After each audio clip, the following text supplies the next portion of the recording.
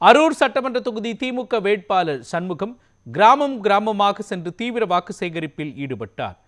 மொரப்பூர், தாசர அள்ளி, போடிநாயக்கன்பட்டி, ஜடையம்பட்டி உள்ளிட்ட கிராம பகுதிகளில் பிரச்சாரம் மேற்கொண்ட திமுக வேட்பாளர் சண்முகத்திற்கு பொதுமக்கள் உற்சாக வரவேற்பு அளித்தனர்.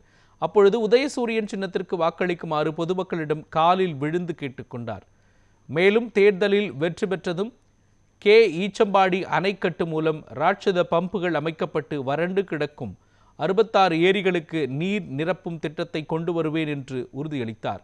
மக்களுக்கு தேவையான அடிப்படை வசதிகளை நிச்சயமாக நிறைவேற்றி தருவதாகவும் அவர் வாக்குறுதி அளித்தார்.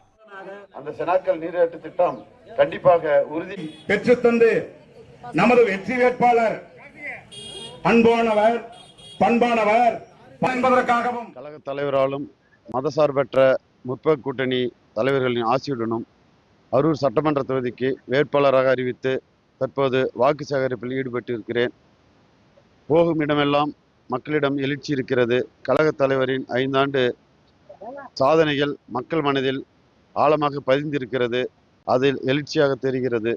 மக்களிடம் போகும் இடமெல்லாம் சில வாக்குறுதிகளை கழக தலைவரின் மூலம் நாங்கள் வழங்கி வருகிறோம். குறிப்பாக அரூர் பகுதியில் ஈச்சம்பாடி அணைக்கட்டிலிருந்து 66 ஏரிகளுக்கு ராட்சச குழாய் மூலம் நீரேற்றும் திட்டத்தை கழக தலைவர் அறிவித்திருக்கிறார்.